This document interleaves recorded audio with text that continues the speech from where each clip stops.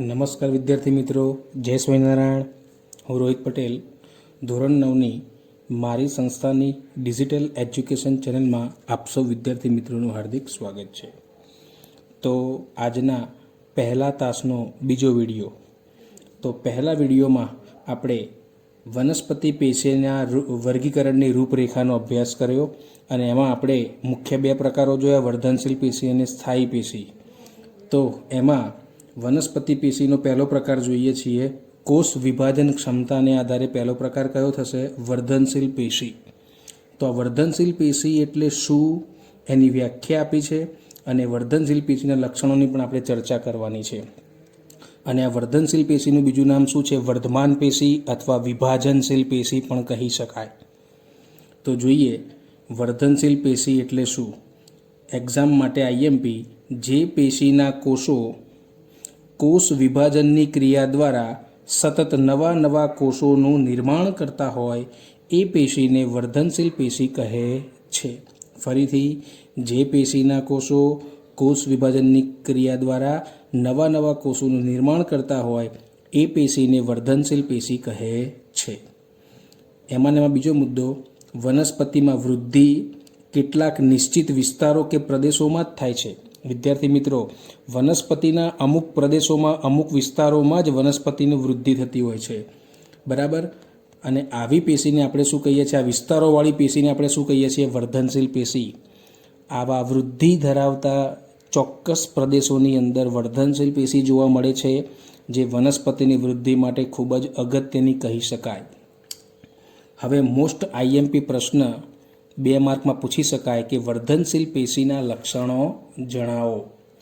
તો જોઈએ, 3 લક્ષણો જોવા મળે છે. પહેલું લક્ષણ વર્ધનશીલ પેશીનું કે આ પેશીના કોષો ખૂબ જ સક્રિય હોય છે, સતત કોષ વિભાજનની ક્ષમતા ધરાવતા હોય છે, નવા કોષો ઉત્પન્ન કરતા હોય છે અને વનસ્પતિની વૃદ્ધિમાં વધારો કરતા હોય છે. બીજું લક્ષણ, આ પેશીના કોષોમાં કોષરસ કેવું હોય છે? ઘટ્ટ હોય છે, જાડું, સેલ્યુલોઝવાળી પાતળી કોષ દિવાલ જોવા મળે છે અને સ્પષ્ટ કોષ કેન્દ્ર પણ જોવા મળે છે. અને ત્રીજું લક્ષણ, આ પેશીના કોષો રસધાની ધરાવતા નથી. રસ હોતો નથી, રસધાનીમાં રસ ખૂબ જ ઓછો છે, રસધાની ધરાવતા જ નથી, બરાબર. માટે કોષ રસ કેવું લખ્યું છે? અહીંયા ઘટ્ટ લખ્યું છે, જાડું લખ્યું છે. સમજ્યા વિદ્યાર્થી મિત્રો? હવે વર્ધનશીલ પેશીનો એક નવો પ્રશ્ન મોસ્ટ આઈએમપી પરીક્ષામાં પૂછાતો હોય છે કે સ્થાનને આધારે વર્ધનશીલ પેશીના પ્રકારો જણાવો.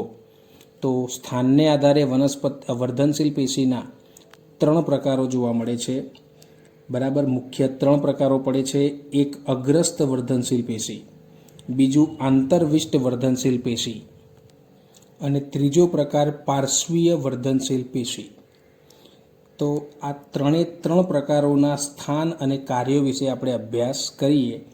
તો વર્ધનશીલ પેશીનો સ્થાનને આધારે પહેલો પ્રકાર અગ્રસ્ત વર્ધનશીલ પેશી. નામ ઉપરથી જ ખબર પડે, અગ્રભાગે આવેલી વર્ધનશીલ પેશી, અગ્રસ્ત વર્ધનશીલ પેશી. એનું સ્થાન, આ પેશી વનસ્પતિના મૂળ અને પ્રકાંડના અગ્રભાગમાં આવેલી છે, ટોચના ભાગે, અગ્રભાગે, ટોચનો ઉપરના ભાગે આવેલી છે, બરાબર. તો કાર્ય શું કરશે? ટોચના ભાગે રહી. તો આ પેશી વનસ્પતિના મૂળ તેમજ પ્રકાંડની લંબાઈમાં શું કરે છે? વધારો કરે છે, બરાબર. મૂળ અને પ્રકાંડની હાઇટ વધારે છે, લંબાઈ વધારે છે, બરાબર. તો લંબાઈમાં થતી વૃદ્ધિ, જેને પ્રાથમિક વૃદ્ધિ પણ કહી શકાય, બરાબર. તો લંબાઈની વૃદ્ધિનું કામ કોણ કરે છે? અગ્રસ્ત વર્ધનશીલ પેશી, જેને પ્રાથમિક વૃદ્ધિ પણ કહે છે. તો પરીક્ષામાં ટૂંકો પ્રશ્ન પૂછાય કે કયા પ્રકારની વર્ધનશીલ પેશી એ પ્રાથમિક વૃદ્ધિનું કાર્ય કરે છે? તો જવાબમાં લખી શકાય કે અગ્રસ્ત વર્ધનશીલ પેશી. સમજ્યા વિદ્યાર્થી મિત્રો? હવે બીજો પ્રકાર આંતરવિષ્ટ વર્ધનશીલ પેશી. આંતરવિષ્ટ એટલે અંદરની બાજુએ આવેલી આ વર્ધનશીલ પેશી. જોઈએ સ્થાન, 2 સ્થાયી પેશીઓની વચ્ચે રહેલી જગ્યામાં જોવા મળે છે. આંતરવિષ્ટ વર્ધનશીલ પેશી ક્યાં જોવા મળે છે? 2 સ્થાયી પેશીઓની વચ્ચે જે જગ્યા રહેલી હોય છે, ગેપ રહેલો હોય છે, એની અંદર આ આંતરવિષ્ટ વર્ધનશીલ પેશી જોવા મળે છે. તેમજ પર્ણોના તલ પ્રદેશમાં તથા ડાળીઓની આંતરગાંઠોની બંને તરફ જોવા મળે છે. વિદ્યાર્થી મિત્રો, આંતરગાંઠ તમે જોઈ હશે, શેરડીની અંદર વચ્ચે ગાંઠવાળો વિસ્તાર જોવા મળતો હોય છે. તો બે ક્રમિક ગાંઠ વચ્ચેના અંતરને શું કહેવાય? આંતરગાંઠ.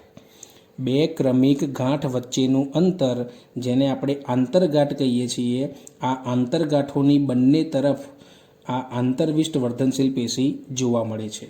શું કાર્ય કરે છે? તો કે આ પેશી આંતરગાંઠોની લંબાઈમાં વધારો કરે છે. બે ગાંઠો વચ્ચેનું અંતર વધારે છે, સમજણ પડી? તથા આસપાસની સ્થાયી પેશીઓમાં શું થાય છે? સમયાંતરે ભળી જાય છે. અમુક સમય બાદ એ આસપાસની આ જે સ્થાયી પેશી હોય એમાં એ ભળી જાય છે. બરાબર? પછી એ દેખાતી નથી. હવે ત્રીજો પ્રકાર, પાર્શ્વીય વર્ધનશીલ પેશી. પાર્શ્વ ભાગ. પાર્શ્વ ભાગ એટલે સાઈડનો ભાગ, બાજુનો ભાગ, આજુબાજુનો ડાબો જમણો ભાગ.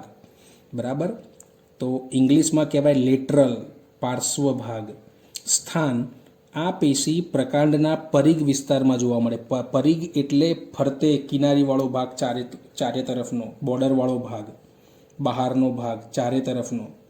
એટલે આ પેશી પ્રકાંડના પરિઘ વિસ્તારમાં જોવા મળે છે. અને કાર્ય શું છે? તો કે આ પેશી પ્રકાંડની પહોળાઈમાં વધારો કરે છે. વિદ્યાર્થી મિત્રો, હમણાં જોઈ એ અગ્રસ્ત વર્ધનશીલ પેશી લંબાઈમાં વધારો કરતી હતી, જ્યારે પાર્શ્વીય વર્ધનશીલ પેશી એ વનસ્પતિમાં પ્રકાંડની પહોળાઈમાં વધારો કરે છે, પ્રકાંડને પહોળું બનાવે છે.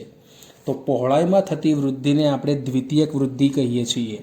બરાબર? લંબાઈમાં થતી વૃદ્ધિ એ પ્રાથમિક વૃદ્ધિ કહેવાય, અને પહોળાઈમાં થતી વૃદ્ધિ જેને આપણે દ્વિતીયક વૃદ્ધિ કહે છે.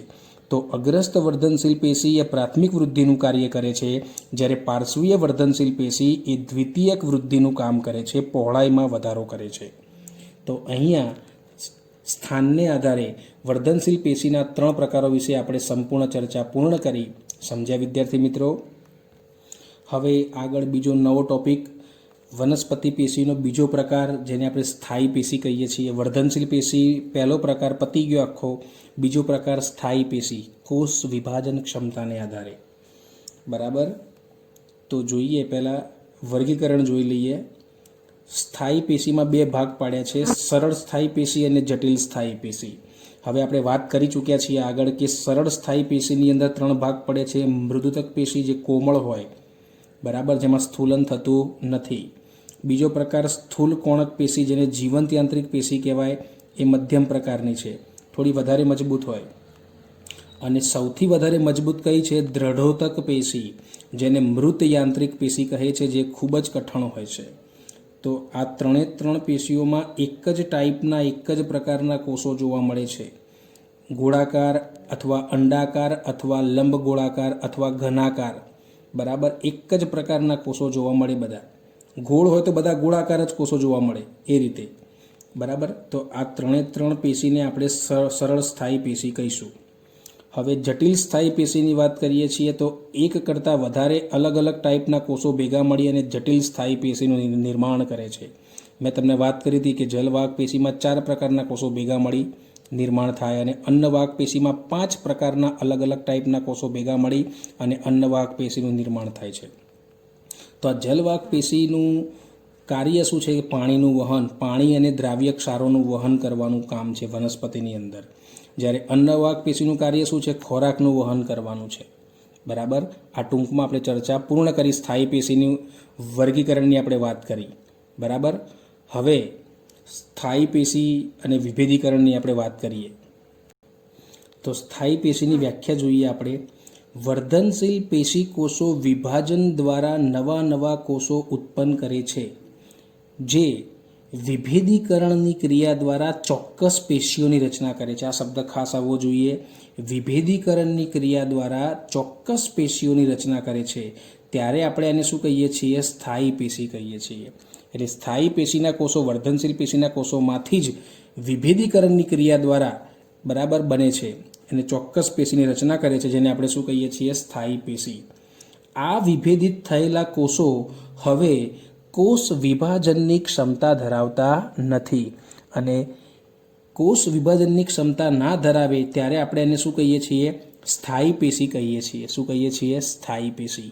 વર્ધનશીલ પેશીના કોષો તો કોષ વિભાજનની ક્ષમતા ધરાવે છે, પણ સ્થાયી પેશીના કોષો કોષ વિભાજનની ક્ષમતા ધરાવતા નથી. ખાસ યાદ રાખજો.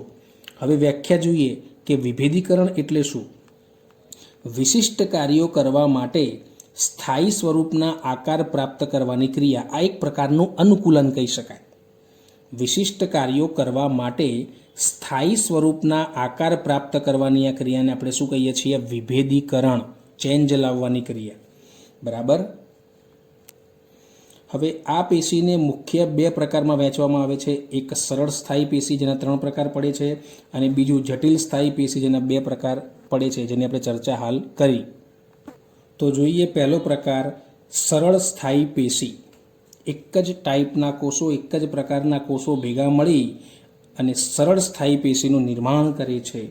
આ પ્રકારની પેશી ફક્ત એક જ પ્રકારના કોષોની બનેલી હોય છે. ગોળ તો બધા ગોળાકાર, લંબગોળ તો બધા લંબગોળાકાર જ હોય, ઘનાકાર તો બધા ઘનાકાર જ કોષો હોય. પછી એમાં બીજી કોઈ વેરાયટી જોવા મળે નહીં, જેને સરળ સ્થાયી પેશી કહે છે. આ પેશીને મુખ્ય 3 ભાગમાં વહેંચવામાં આવે છે. એક મૃદુતક પેશી, બરાબર, કોલેન્ચાઇમા, સ્થૂલ કોણક પેશી, બરાબર, અને દ્રઢોતક પેશી, સ્ક્લેરેન્ચાઇમા. પેરેન્ચાઇમા, કોલેન્ચાઇમા અને સ્ક્લેરેન્ચાઇમા. ખાસ યાદ રાખજો ઇંગ્લિશ નામ. તો સરળ સ્થાયી પેશીનો પહેલો પ્રકાર આપણે ભણીએ, મૃદુતક પેશી, પેરેન્ચાઇમા. બરાબર. મોસ્ટ આઈએમપી આ પ્રશ્ન, આ ટોપિક પરીક્ષામાં પૂછી શકાય. મૃદુતક પેશીના લક્ષણો, સ્થાન, રચના અને કાર્યો જણાવો. તો પહેલાં વ્યાખ્યા જોઈએ. કોષોના થોડાક સ્તરો આધારો તક કાર્ય કરતી પેશીનું નિર્માણ કરે છે, જેને મૃદુતક પેશી કહે છે. આધારો તક, આધાર આપવાનું કાર્ય કરતી પેશીનું નિર્માણ, જેને આપણે શું કહીએ છીએ? મૃદુતક પેશી. કોમળ, આ પેશીના કોષો કોમળ છે. અને યાદ રાખજો એક વાક્ય મારું, આ મૃદુતક પેશી દરેક વનસ્પતિની અંદર જોવા મળે, હાજરી હોય જેની. બરાબર. અને આ પેશીના કોષો કેવા હોય? જીવંત હોય. એ પણ યાદ રાખજો, જીવંત હોય. અને દરેક વનસ્પતિના દરેક અંગોમાં આ પેશી જોવા મળે, કેમ કે આ ખોરાકનો સંગ્રહ કરવાનું કામ કરે છે, ખોરાક બનાવવાનું પણ કામ કરે છે ઘણી વખત. બરાબર. એટલે અગત્યની પેશી કહી શકાય. હવે આ આપણે આકૃતિ બતાવી છે, બધા જ કોષો ગોળાકારના બતાવ્યા છે. જુઓ, એક જ ટાઈપ, ગોળાકાર બધા. હવે કોષો વચ્ચે સૂક્ષ્મ અવકાશ જોવા મળે છે, ખાલી જગ્યા, ખાલી અવકાશ જોવા મળે છે, જેને આપણે શું કહીએ છીએ? વિજ્ઞાનની ભાષામાં આંતરકોષીય અવકાશ કહીએ છીએ. તો મૃદુતક પેશીની અંદર કોઈ પણ પ્રકારનું સ્થૂલન જોવા મળતું નથી. આ કોષો વચ્ચે જે જગ્યા છે, જગ્યામાં કોઈ પણ પ્રકારની જમાવટ કે સ્થૂલન થતું નથી, કોઈ પદાર્થનો ભરાવો થતો નથી. એટલે કોષો વચ્ચે જગ્યા ખાલી હોય છે. અને ખાલી અવકાશને આપણે શું કહીએ છીએ? આંતરકોષીય અવકાશ. એટલે કે મૃદુતક પેશીમાં આંતરકોષીય અવકાશની હાજરી જોવા મળે છે. સમજ્યા વિદ્યાર્થી મિત્રો? હવે આગળ જોઈએ, મૃદુતક પેશીના લક્ષણો વિશે વાત કરીએ કે આ સરળ સ્થાયી પેશી પાતળી કોષ દિવાલ ધરાવતા જીવંત કોષોની બનેલી છે. હમણાં જ વાત કરી, આ પેશીના કોષો જીવંત હોય. બીજો મુદ્દો, આ પેશી વનસ્પતિના બધા જ અંગોમાં જોવા મળે. જોયું, આગળ વાત આવી હતી. ત્રીજું લક્ષણ, કોષ રસમાં મોટા કદની રસધાનીઓ જોવા મળે છે. મોટા કદની રસધાનીય શબ્દ આવવો જોઈએ. ચોથું લક્ષણ, કોષો ગોળાકાર અથવા અંડાકાર કે બહુતલીય આકાર ધરાવે છે. ઘન આકાર કહો કે બહુતલીય આકાર કહો, ષટકોણ આકાર જેવો. બરાબર, બધું એક જ શબ્દ છે. ગમે તે એક આકાર જોવા મળે. અને જો મૃદુતક પેશીના કોષો લીલા રંગનું હરિતકણ ધરાવતા હોય તો આવી મૃદુતક પેશીને હરિતકણોતક પેશી પણ કહે છે. હરિતકણ ધરાવતી પેશી. બરાબર. જે સૂર્યપ્રકાશની હાજરીમાં હરિતકણ હોય એટલે ખોરાક બનાવવાનું કામ કરે છે, ખોરાક બનાવ્યા પછી એનો સંગ્રહ પણ કરે. બીજો પ્રકાર જોઈએ એમાં કે જલીય વનસ્પતિમાં મૃદુતક પેશી વિશાળ વાયુ કોટરો ધરાવે છે. વાયુ કોટરો, હવા ભરેલા ફુગ્ગા જેવી રચના, અંદર હવા ભરી હોય કોટરની અંદર, જેથી વનસ્પતિના પર્ણો ડૂબી જાય નહીં, પાણી ઉપર તરે અને સૂર્યપ્રકાશ, પાણી અને હવાનો ઉપયોગ કરી અને પોતાનો ખોરાક બનાવે. બરાબર. અને પોતાનું જીવન ટકાવી રાખે માટે જલીય વનસ્પતિમાં આવા વિશાળ વાયુ કોટરો જોવા મળે છે. તો આવી પેશીને જે વનસ્પતિને તરતી રાખવા માટે તારક ક્ષમતા, જેનું બીજું નામ છે ઉત્પ્લાવક ક્ષમતા, ડૂબવા ના દે, પાણી ઉપર તરતી રાખે, જેને કહેવાય તારક ક્ષમતા, બિયોન્સ કેપેસિટી. બરાબર. તો વનસ્પતિને તરતી રાખવા માટે આવી જલીય વનસ્પતિની અંદર વિશાળ વાયુકોટરો જોવા મળે છે અને આવી મૃદુતક પેશીને આપણે વાયુતક પેશી પણ કહીએ છીએ. વાયુતક પેશી. કઈ પેશી? વાયુતક પેશી. બરાબર. હવે આપણે જોઈએ મૃદુતક પેશીના કાર્યો. પહેલું કાર્ય કે આ પેશી વનસ્પતિમાં આધારોતક રચે છે, આધાર આપવાનું કાર્ય કરે છે. આધાર આપવા માટે એક સ્તર બનાવે, જેને આપણે કહીએ છીએ એક પડ બનાવે, જેને કહેવાય આધારોતક. બીજું કાર્ય, આ પેશી ખોરાકનું સંશ્લેષણ કરી તેનો સંગ્રહ કરે છે. ખોરાક બનાવ્યા પછી એનો સંગ્રહ પણ કરે, મેં તમને વાત કરી હતી. ત્રીજું કાર્ય, આ પેશી અન્ય પેશીઓ વચ્ચે રહી પૂરણ પેશીનું પણ કાર્ય કરે છે. એટલે મૃદુતક પેશીનું બીજું નામ પૂરણ પેશી પણ કહી શકાય. ખાસ યાદ રાખજો, અન્ય પેશીઓ વચ્ચે રહી અને ખાડા પૂરવાનું કામ કરે છે, માટે એને પૂરણ પેશી તરીકે પણ ઓળખવામાં આવે છે. અને છેલ્લું ચોથું કાર્ય કે આ પેશીના કોષો ટેનિન, ગુંદર, રેઝિન, વિવિધ સ્ફટિકો અને બિનજરૂરી અકાર્બનિક દ્રવ્યોનો પણ સંગ્રહ કરે છે. નક્કામાં પદાર્થોનો સંગ્રહ કરવાનું પણ કાર્ય કરે છે. તો અહીંયા મૃદુતક પેશીની રચના, લક્ષણો, કાર્યો વિશે આપણે સમજૂતી મેળવી. હવે બીજો પ્રકાર, સરળ સ્થાયી પેશીનો કયો પ્રકાર લઈશું? આપણે બીજો પ્રકાર લઈશું સ્થૂલ કોણક પેશી, જેનું બીજું નામ છે જીવંત યાંત્રિક પેશી. એવું પણ પરીક્ષામાં પૂછાય. મોસ્ટ આઈએમપી પરીક્ષામાં પૂછી શકાય. બરાબર. કોલેન્ચાઇમા સ્થૂલ કોણક પેશી. જોઈએ લક્ષણો પહેલા કે આ પેશીના કોષો જીવંત હોય છે. બરાબર. જીવંત યાંત્રિક પેશી, જીવંત હોય એટલે નામ પડ્યું જીવંત. યાંત્રિક પેશી એટલે વનસ્પતિને મજબૂતાઈ આપે છે. બરાબર. અને કઠણ મજબૂત હોય છે, માટે નામ પડ્યું જીવંત યાંત્રિક પેશી. બીજું લક્ષણ જોઈએ, કોષો ગોળાકાર અથવા અંડાકાર કે બહુતલીય આકાર ધરાવે છે. ગમે તે એક આકાર જોવા મળે. ત્રીજું લક્ષણ, સેલ્યુલોઝની બનેલી પ્રાથમિક દિવાલ ઉપર પેક્ટિન નામના કાર્બોદિત પદાર્થનું સ્થૂલન જોવા મળે છે. સ્થૂલન એટલે જમાવટ. મૃદુતક પેશીની અંદર આવી કોઈ જમાવટ જોવા મળતી નથી. કોષો વચ્ચે ખાલી અવકાશ રહેતો હતો, ખાલી જગ્યા જોવા મળતી હતી. હવે એ ખાલી જગ્યા અહીંયા જોવા મળશે નહીં. આપ જોઈ શકો છો, કોષો વચ્ચે ખાલી જગ્યા જે હતી એ જગ્યામાં સ્થૂલન થઈ ગયું, જમાવટ થઈ ગયું. કયા પદાર્થનું સ્થૂલન થયું વિદ્યાર્થી મિત્રો? પેક્ટિન નામના કાર્બોદિત પદાર્થનું સ્થૂલન બહારની તરફ થાય છે, કોષોની બહારની તરફ થાય છે. અંદરની તરફ નહીં હો, બહારની તરફ. પેક્ટિન નામના કાર્બોદિત પદાર્થનું સ્થૂલન બહારની તરફ જોવા મળે છે. બરાબર. એટલે સ્થૂલ કોણક પેશીમાં સ્થૂલન જોવા મળે છે. સમજી ગયા? અહીંયા પણ આપણે કોષો અંડાકાર બતાવ્યા છે અને પેક્ટિનનું સ્થૂલન બતાવેલું છે બહારની તરફ. બરાબર. હવે આપણે આગળ જોઈએ કે જ્યાં જ્યાં પેશી કોષો સંપર્કમાં આવે ત્યાં આ પ્રકારનું સ્થૂલન જોવા મળે છે. હવે તમે જોયું હશે વિદ્યાર્થી મિત્રો કે ખૂણાના ભાગમાં સ્થૂલન વધારે થતું હોવાથી એનું નામ પડ્યું સ્થૂલ કોણક પેશી તરીકે આપણે એને ઓળખવામાં આવે છે. સ્થૂલ એટલે સ્થૂલન અને કોણ એટલે ખૂણો. ખૂણાના ભાગમાં સ્થૂલન વધારે થાય છે, એના ઉપરથી નામ પડ્યું સ્થૂલ કોણક પેશી. બરાબર. અને બીજું નામ છે જીવંત યાંત્રિક પેશી. તો કે આ પેશીના કોષો જીવંત હોય છે અને વનસ્પતિને યાંત્રિક મજબૂતાઈ પૂરી પાડે છે, માટે નામ પડ્યું જીવંત યાંત્રિક પેશી. હવે આગળનું લક્ષણ, કોષો વચ્ચે આંતરકોષીય અવકાશનો અભાવ જોવા મળે છે. એટલે કે આંતરકોષીય અવકાશ હોતો નથી. ના જ હોય ને વિદ્યાર્થી મિત્રો. કોષો વચ્ચે જે જગ્યા હતી એ જગ્યામાં પૂરાઈ ગઈ, સ્થૂલન થઈ ગયું પેક્ટિનનું, અને પેક્ટિનનું સ્થૂલન થઈ ગયું એટલે જગ્યા પેક થઈ ગઈ. હવે એમાં અવકાશ જોવા મળે નહીં.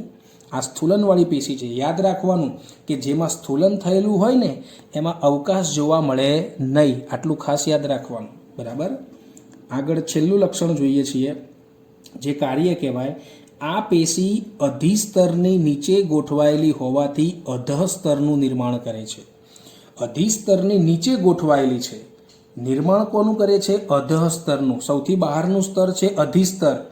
અધિસ્તરની અંદર બીજું સ્તર છે, જેને આપણે અધઃ સ્તર કહીએ છીએ. અને આ અધઃ સ્તરનું નિર્માણ આ સ્થૂલ કોણક પેશી કરે છે. બહારનું સ્તર, વનસ્પતિનું સૌથી બહારનું સ્તર અધિસ્તર કહેવાય. એની અંદરનું બીજા નંબરનું સ્તર, જેને આપણે અધઃ સ્તર કહીએ છીએ, તો આ અધઃ સ્તરનું નિર્માણ કરવાનું કાર્ય આ સ્થૂલ કોણક પેશી કરે છે. વિદ્યાર્થી મિત્રો સમજ્યા? તો આ રહી એની આકૃતિ. બરાબર, દોરતા બધાને આવડે એવી જ છે. હવે આપણે એના કાર્યો વિશે સમજૂતી મેળવીશું. બરાબર, પહેલું કાર્ય, આ પેશી વનસ્પતિ અંગોને યાંત્રિક મજબૂતાઈ પૂરી પાડે છે તથા કોષો જીવંત હોવાથી આપણે એને જીવંત યાંત્રિક પેશી પણ કહીએ છીએ. સમજ્યા વિદ્યાર્થી મિત્રો? આગળ ચર્ચા કરી હતી. સ્થૂલ કોણક પેશીનું બીજું કાર્ય, આ પેશીના કોષો વનસ્પતિ અંગોને નમ્યતા, લચકતા અને સ્થિતિસ્થાપકતા, સ્ટ્રેચેબિલિટી, વાળો તો વળે, બટકાઈ ના જાય, બરાબર, બરડ ના કહેવાય, સ્થિતિસ્થાપક, સ્ટ્રેચેબલ, તો સ્થિતિસ્થાપકતા પૂરી પાડે છે, જેથી વનસ્પતિના અંગો સહેલાઈથી તૂટ્યા વગર વળી શકે. બરાબર, આવું તમે કુમળા પ્રકાંડની અંદર આ પેશી વધારે જોવા મળે, વિશેષ જોવા મળે. કુમળા પ્રકાંડ તમે જુઓ એ જલ્દી બટકાય નહીં, વળે ખરા, વાળો તો વળશે ખરા પણ બટકાઈ નહીં જાય. તો એ કોના ઉપર આધાર રાખે છે? એ સ્થૂલ કોણક પેશીના કારણે આવું જોવા મળે છે. વનસ્પતિના અંગો વળે ખરા પણ તૂટતા નથી. બરાબર, એટલે લખ્યું છે કે વનસ્પતિના અંગો સહેલાઈથી તૂટ્યા વગર વળી શકે. તો આપણે અહીંયા સ્થૂલ કોણક પેશીનો ટોપિક પૂર્ણ કરીએ છીએ વિદ્યાર્થી મિત્રો. બરાબર, 2 પ્રકાર પૂરા થયા. હવે આપણે ત્રીજો પ્રકાર જોઈશું, દ્રઢોતક પેશી, જેનું બીજું નામ છે મૃત યાંત્રિક પેશી. ભાઈ, સ્થૂલ કોણક પેશીમાં જીવંત યાંત્રિક શબ્દ હતો, જ્યારે દ્રઢોતક પેશીની અંદર મૃત યાંત્રિક પેશી શબ્દ લખ્યો છે. આ પેશીના કોષો મૃત છે અને વનસ્પતિને ખૂબ જ મજબૂતાઈ આપે છે. કઠણ હોય છે ને બહુ, એટલે નામ પડ્યું મૃત યાંત્રિક પેશી, જેને ઇંગ્લિશમાં સ્ક્લેરેન્ચાઇમા કહેવાય. શું કહેવાય? સ્ક્લેરેન્ચાઇમા. તો આ રહી દ્રઢોતક પેશીની આકૃતિ. બરાબર, અહીંયા આપણે બહુતલીય આકાર દર્શાવે છે. આ ષટકોણ આકાર કહો કે બહુતલીય આકાર કહો કે ઘનાકાર કહો, બધું એક જ છે. બરાબર, જુઓ મધ્યમાં સાંકડું કોટર જોવા મળે. કોટર એટલે પોલો ભાગ, અને આ અંદરની બાજુએ લિગ્નિનની જમાવટ થયેલી છે. અહીંયા કયો પદાર્થ છે? લિગ્નિન નામનો પદાર્થ છે. એ લિગ્નિન નામના પદાર્થની જમાવટ કોષની અંદરની બાજુએ જોવા મળે છે. વિદ્યાર્થી મિત્રો, સ્થૂલ કોણક પેશીમાં પેક્ટિનનું સ્થૂલન બહારની બાજુએ થતું હતું, જ્યારે દ્રઢોતક પેશીની અંદર લિગ્નિનનું સ્થૂલન કોષની અંદરની બાજુએ થાય છે. ખાસ યાદ રાખજો, સ્થૂલ કોણક પેશીમાં પેક્ટિનનું સ્થૂલન બહારની બાજુએ અને દ્રઢોતક પેશીમાં લિગ્નિનનું સ્થૂલન અંદરની બાજુએ. આટલું યાદ રાખજો. પેસ્થુ, પેક્ટિન સ્થૂલન, સ્થૂલ કોણક, દલી, દ્રઢોતકમાં લિગ્નિન. આટલું યાદ રાખજો. તો અહીંયા કોષ દિવાલ કેવી છે? જુઓ, જાડી કોષ દિવાલ છે, કેમ કે અંદર લિગ્નિનની જમાવટ થઈ. હવે કોષ દિવાલ જેટલી વધારે જાડી હોય એટલો અંદરનો ભાગ કેવો થઈ જાય? સાંકડો થઈ જાય. કોષ કોટર, અંદરનો પોલો ભાગ એકદમ સાંકડો થઈ જાય. જેટલી કોષ દિવાલ જાડી એટલો અંદર કોષ કોટરવાળો ભાગ સાંકડો બનશે. બરાબર, તો આ બહુકોષીય કોષો છે બધા, ઘણા બધા.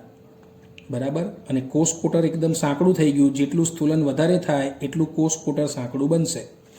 હવે આપણે જોઈએ દ્રઢોતક પેશીના લક્ષણો વિશે આપણે અભ્યાસ કરીએ. લક્ષણો, આ પેશીના કોષો મૃત હોય છે, જીવંત નથી હોતા. તેમજ વનસ્પતિને યાંત્રિક મજબૂતાઈ પણ પૂરી પાડતા હોવાથી આપણે એને શું કહીએ છીએ? મૃત યાંત્રિક પેશી પણ કહીએ છીએ. બરાબર, બીજું લક્ષણ, આ પેશીના કોષો લાંબા અને પાતળા હોય છે. તમે જોઈ શકો છો, હમણાં આપણે ઉપર જોયું. બરાબર, ઘનાકાર, ષટકોણાકાર અને લાંબા અને પતલા. ત્રીજું લક્ષણ, આ પેશીના કોષોની કોષ દિવાલ સેલ્યુલોઝની બનેલી હોય છે અને એની અંદરની બાજુએ, જુઓ વિદ્યાર્થી મિત્રો, અંદરની બાજુ શબ્દ લખ્યો છે, અંદરની બાજુએ લિગ્નિનની જમાવટ જોવા મળે છે. બરાબર, પરિણામે કોષ દિવાલ કેવી બને છે? જાડી બને છે. જેટલી કોષ દિવાલ વધારે જાડી બનશે એટલું કોષ કોટર સાંકડું બને છે.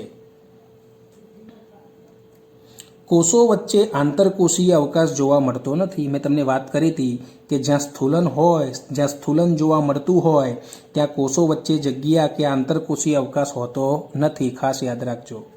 અને છેલ્લે આપણે સ્થાનની વાત કરીએ છીએ કે આ પેશી ક્યાં જોવા મળે.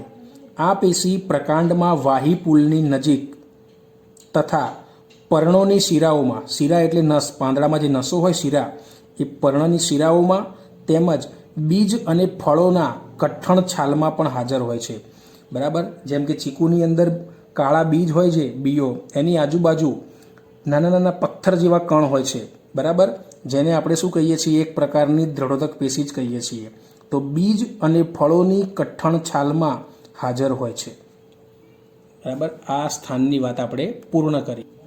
હવે એક છેલ્લું દ્રઢોદક પેશીના કાર્યની આપણે વાત કરી લઈએ કે આ પેશી વનસ્પતિ અંગોને સખ્તાઈ, મજબૂતાઈ પૂરી પાડે છે. બહુ જ મજબૂતાઈ આપે છે, કેમ કે આ પેશીના કોષો મૃત છે. વિદ્યાર્થી મિત્રો, જ્યાં કોષો મૃત હોય ને ત્યાં મજબૂતાઈ વધારે હોય.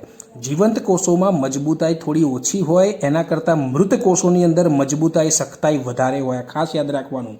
એટલે સ્થૂલ કોણક પેશીની અંદર જેટલી મજબૂતાઈ છે એના કરતાં પણ વધારે મજબૂતાઈ દ્રઢોદક પેશીની અંદર જોવા મળે છે. આ તમે ખાસ યાદ રાખજો. બરાબર, તો આપણે અહીંયા દ્રઢોદક પેશીનો ટોપિક પણ આપણે અહીંયા પૂર્ણ કરીએ છીએ અને કુલ સરળ સ્થાયી પેશીના 3 પ્રકારો વિશે આપણે અભ્યાસ પૂર્ણ કર્યો. બરાબર, હવે આજનો છેલ્લો ટોપિક અધિસ્તર. બરાબર, સૌથી બહારનું સ્તર મેં તમને હમણાં વાત કરી હતી. તો વ્યાખ્યા જોઈએ કે પર્ણના સૌથી બહારના સ્તરને શું કહે છે? અધિસ્તર કહે છે. શું કહે છે? પર્ણના સૌથી બહારના સ્તરને અધિસ્તર કહે છે. અધિસ્તર સામાન્ય રીતે એક જ સ્તરનું બનેલું હોય, એક જ સ્તર હોય, વધારે ના હોય, પણ સળંગ હોય. બીજો મુદ્દો, શુષ્ક પ્રદેશોમાં એટલે કે સૂકા વિસ્તારોમાં જ્યાં પાણીની અછત હોય એવા શુષ્ક પ્રદેશોમાં આવેલી વનસ્પતિઓમાં અધિસ્તર કેવું હોય છે વિદ્યાર્થી મિત્રો? જાડું હોય છે. કેમ કે સૂકા વિસ્તારોમાં પાણીની અછત હોય, પાણી ઓછું મળતું હોય વનસ્પતિને, તો એ પાણીનો બગાડ ના થાય, પાણીનું બાષ્પીભવન ના થાય, એના માટે વનસ્પતિમાંથી પાણી ઉડી ના જાય, એના માટે એનું અધિસ્તર, સૌથી બહારનું સ્તર જાડું રાખવામાં આવે છે. આ બધું કુદરતી રીતે હોય છે. બરાબર, ભગવાને બધું ઓકે જ કરેલું છે. આવા વિસ્તારોમાં તે પાણી ગુમાવવા સામે વનસ્પતિને શું કરે છે? રક્ષણ આપે છે. જોયું જાડું કેમ હોય? પાણી ગુમાવવા સામે રક્ષણ આપવા માટે જાડું હોય છે. વનસ્પતિની સમગ્ર સપાટી અધિસ્તરના બાહ્ય આવરણ વડે ઢંકાયેલી હોય છે. કેમ કે અધિસ્તર સૌથી બહારનું સ્તર છે અને એ વનસ્પતિની સમગ્ર સપાટીને ઢાંકવાનું કામ કરે છે.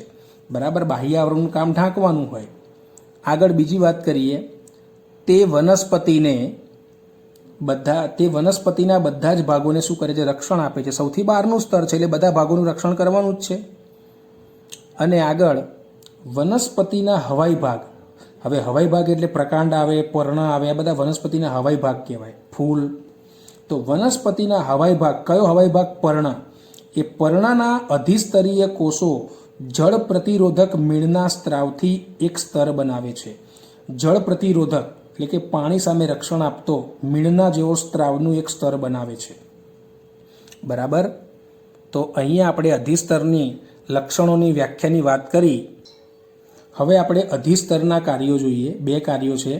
પહેલું કાર્ય કે પાણીના વ્યય સામે રક્ષણ આપે છે. શું કરે છે? પાણીનો વ્યય થવા ના દે, પાણીના વ્યય સામે રક્ષણ આપે છે. અને બીજું, યાંત્રિક ઈજા અને પરોપજીવી ફૂગ સામે પણ રક્ષણ આપે છે. યાંત્રિક ઈજા સામે પણ રક્ષણ આપે અને પરોપજીવી ફૂગ સામે પણ રક્ષણ આપે. કેમ કે સૌથી બહારનું પણ મજબૂત હોય તો વનસ્પતિના અંદરના ભાગો ખવાય નહીં. બરાબર, એનું રક્ષણ થાય અને અંદર પાણીનું પ્રમાણ પણ જળવાઈ રહે. બરાબર, પાણીનો વ્યય થાય નહીં. આગળ, આ કોષોનું કાર્ય રક્ષણ કરવાનું હોવાથી કોઈપણ પ્રકારના આંતરકોષીય અવકાશ વગર એક સળંગ સ્તર બનાવે છે. મેં તમને હમણાં જ વાત કરી હતી કે અધિસ્તરની અંદર બધા જ કોષો એક સળંગ સ્તર બનાવે છે. કોષો વચ્ચે જગ્યા હોય નહીં, આંતરકોષીય અવકાશ હોય નહીં, સળંગ સ્તર જોવા મળે. બરાબર, જેથી તો જ પાણી સામે, પાણીના વ્યય સામે રક્ષણ થાય. બરાબર, તો અધિસ્તર એ વનસ્પતિનું સૌથી બહારનું એક સળંગ સ્તર કહી શકાય. બરાબર. અને વનસ્પતિના બાહ્ય સ્તરમાં મોટી મોટી વનસ્પતિઓમાં વૃક્ષોની જ્યારે ઉંમર વધે, વૃક્ષો જેમ મોટા થાય એમ વૃક્ષોના બહારના સ્તરમાં સ્યુબેરિન નામના કાર્બોદિત પદાર્થનું પ્રમાણ પણ વધવા માંડે છે. અને આ સ્યુબેરિન એ વનસ્પતિના બહારના સ્તરમાં જોવા મળે છે, જે વનસ્પતિના અંદરના ભાગોનું રક્ષણ કરે છે તેમજ પાણીના વ્યય સામે પણ રક્ષણ કરે છે. સમજ્યા વિદ્યાર્થી મિત્રો? તો અહીંયા અધિસ્તરનો મુદ્દો પણ આપણે પૂર્ણ કરીએ છીએ. બરાબર. તો આજના બધા ટોપિક આપણે અહીંયા પૂરા કરીએ છીએ. હવે જટિલ સ્થાયી પેશી આપણે આવતા વિડીયોમાં, આવતા લેક્ચરમાં આપણે ભણીશું. ત્યાં સુધી તમે આ વિડીયોનો વ્યવસ્થિત અભ્યાસ કરો. ફરી મળીશું વિદ્યાર્થી મિત્રો. જય શ્રી કૃષ્ણ.